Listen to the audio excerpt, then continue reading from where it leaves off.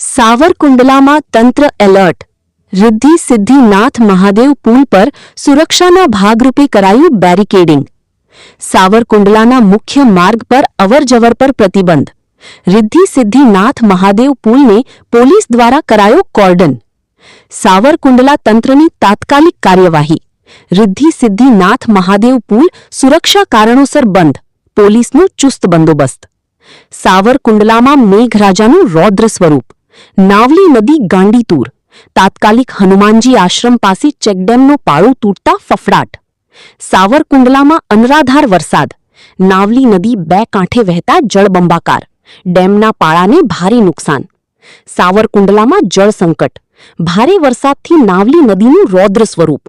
તાત્કાલિક હનુમાનજી આશ્રમ નજીક ચેકડેમનો પાળો ધરાશાયી. સાવરકુંડલાની નાવલી નદીમાં પૂરનું જોખમ. હનુમાનજી આશ્રમ પાસે ડેમનો પાળો તૂટ્યો.